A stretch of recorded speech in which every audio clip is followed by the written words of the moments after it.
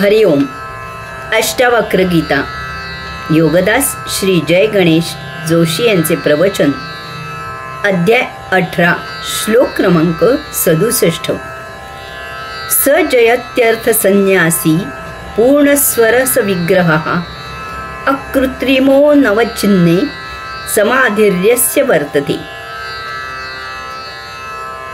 भावार्थ: ज्या संन्यासाने सत्यार्थ जाणला आहे, जो परिपूर्णपणे स्वरसयुक्त झाला आहे, जो निरंतर परंतु सहजच समाधी अवस्थेत जीवन जगत आहे, त्याला जयश्री प्राप्त होते.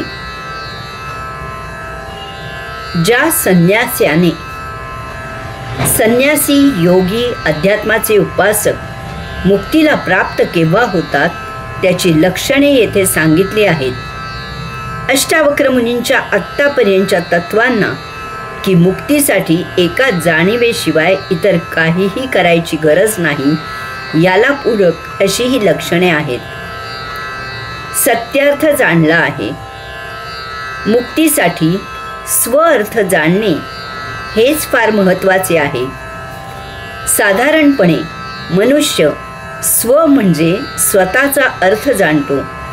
स्वतःला सौख्य, आराम आणि चैनीसाठी काय काय पाहिजे याचा विचार करतो आणि ते यथेच्छ मिळवून भौतिक वस्तू जगताच्या उपभोगात रममाण होऊन जीवन जगतो.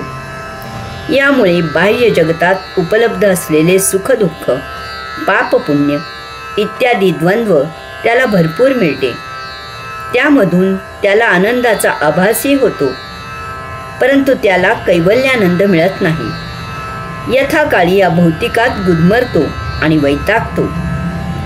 त्यावेळी त्याच्या लक्षात येते की आपण स्वचा चुकीचा अर्थ घेतला आहे, जो परिपूर्णपणे स्वरसयुक्त झाला आहे. स्वचा अर्थ आहे स्वात्मा. हा बाह्य मर्त्य देह धारण करणारा आपल्या अंतःकरणातील आत्मांश. आत्तापर्यंत बाह्य जगतात ज्या देहाच्या मदतीने आपण जे भौतिक वस्तू जगताचे उपभोग घेतले, तो देह, ते भौतिक वस्तू जगत, ते उपभोग हे सर्व क्षणभंगूर असून नष्ट होणारे आहे.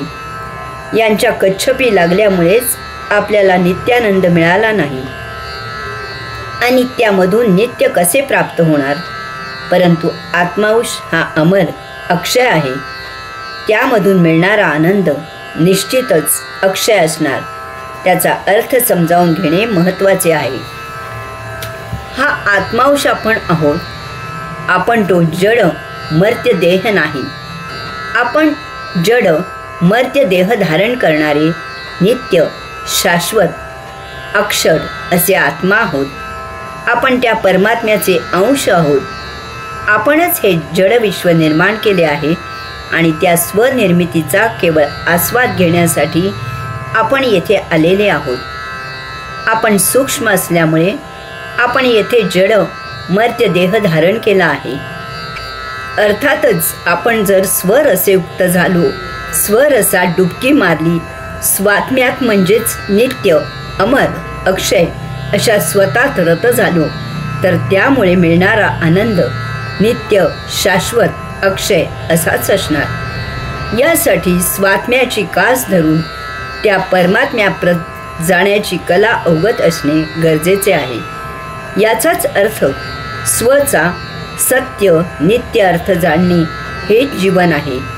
त्यातच नित्यानंद आहे.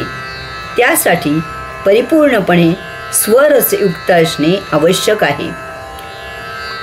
जो निरंतर परंतु सहजच समाधी अवस्थेत जीवन जगत आहे, त्याला जयश्री प्राप्त होते. स्वची कास धरून परमात्म्याप्रत जाण्यासाठी, परमात्मा प्राप्त करण्यासाठी, परमात्म्याचा साक्षात्कार होण्यासाठी, परमात्म्याच्या अनुभूतीसाठी सत्संग, ध्यान, समाधी याला अन्य पर्याय नाही. अष्टावक्र मुनींच्या तत्वानुसार परमात्म्याच्या अनुभूतीसाठी कसलीही रीत उपलब्ध नाही. भौतिक वस्तू जगत मिळवण्यासाठी भौतिक उपाय उपलब्ध आहेत, परंतु परमात्मा अशी काही जड वस्तू अस्तित्वात नाही. फुलाचा वास आपण घेऊ शकतो, तो प्रत्यक्ष दाखवू शकत नाही. आईला भेटल्याचा आनंद आपण अनुभवू शकतो, तो मुठीत पकडून दाखवू शकत नाही. परमात्मा सूक्ष्माहून सूक्ष्म आहे, तो दृश्य नाही. त्याला सत्संगाने जाणून त्याची अनुभूती घेऊन त्यात रत असणे एवढेच आपण करू शकतो. यासाठी सहजावस्थेत ध्यान समाधी साधणे हाच एकमेव उपाय आहे. या भावावस्थेत आपण नित्यरत असले पाहिजे. समाधी हे एक काम नाही, ती आपली सहजावस्था आहे, आपली ओळख आहे, आपला स्वभाव आहे.